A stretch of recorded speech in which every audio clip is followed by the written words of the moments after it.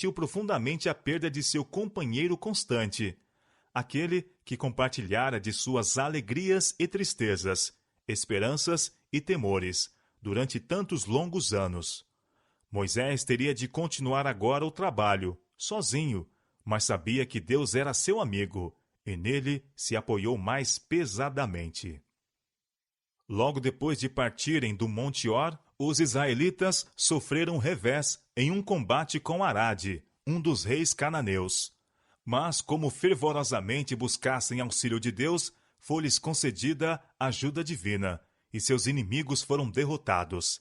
Esta vitória, em vez de inspirar gratidão ao povo e levá-lo a sentir sua dependência de Deus, tornou-os jactanciosos e presunçosos. Logo, caíram no velho hábito de murmurar. Estavam agora descontentes, porque aos exércitos de Israel não fora permitido avançar contra Canaã imediatamente depois de sua rebelião, por motivo dos relatos dos espias, quase 40 anos antes. Declararam ser sua longa peregrinação pelo deserto uma demora desnecessária, raciocinando que poderiam ter vencido seus inimigos tão facilmente outrora como então. Continuando sua jornada em direção ao sul, estendia-se seu itinerário através de um vale quente, arenoso, destituído de sombra ou vegetação. O caminho parecia longo e difícil, e sofriam cansaço e sede. De novo, não puderam suportar a prova de sua fé e paciência.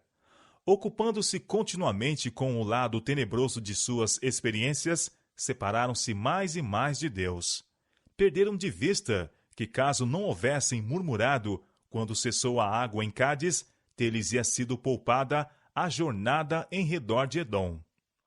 Deus tivera o propósito de melhores coisas para eles. Deviam ter-se-lhes enchido de gratidão o coração para com ele, por haver-lhes punido de modo tão leve o pecado.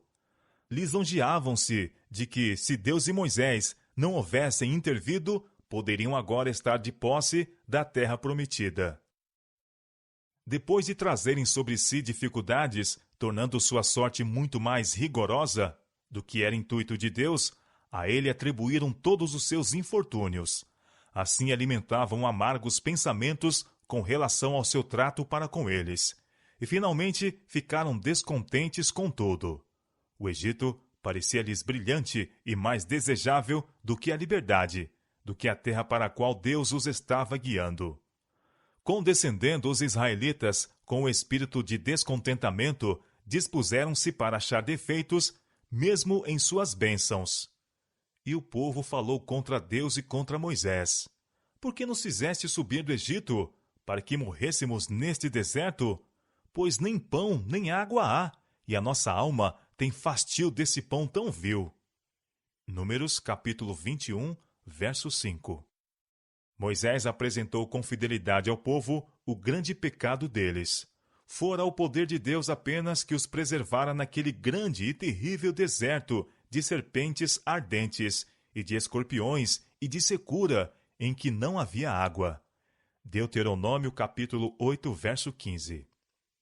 Em cada dia das suas viagens, tinham sido guardados por um milagre da misericórdia divina. Em todo o caminho, sob a guia de Deus, tinham encontrado água para refrescar os sedentos, pão do céu para satisfazer a fome, e paz e segurança debaixo da nuvem que dava sombra durante o dia, e debaixo da coluna de fogo à noite. Anjos lhes haviam ministrado enquanto ascendiam as culminâncias rochosas, ou desfilavam pelas ásperas sendas do deserto. Apesar das agruras que tinham sofrido, nenhum havia que fosse fraco em todas as suas fileiras. Seus pés não se haviam inchado nas longas jornadas, tampouco se lhes envelheceu a roupa. Deus subjugara diante deles as feras rapinantes e os répteis venenosos da floresta e do deserto. Se com todos estes sinais de seu amor o povo ainda continuasse a queixar-se, o Senhor retiraria sua proteção, até que fossem levados a apreciar seu misericordioso cuidado e a voltar-se para ele com arrependimento e humilhação. Porque tivessem sido escudados pelo poder divino, não se compenetraram dos incontáveis perigos de que se achavam continuamente rodeados. Em sua ingratidão e incredulidade, haviam desejado a morte, e agora o Senhor permitiu que esta viesse para eles. As serpentes venenosas que infestavam o deserto foram chamadas serpentes ardentes, por causa dos terríveis efeitos produzidos por sua mordedura, que causava inflamação violenta e morte rápida. Rompendo-se de Israel a mão protetora de Deus, grande número de pessoas foram atacadas por esses animais venenosos. Houve então terror e confusão por todo o acampamento. Em quase cada tenda havia moribundos ou mortos. Ninguém estava livre. Muitas vezes, o silêncio da noite era interrompido por gritos penetrantes que significavam novas vítimas.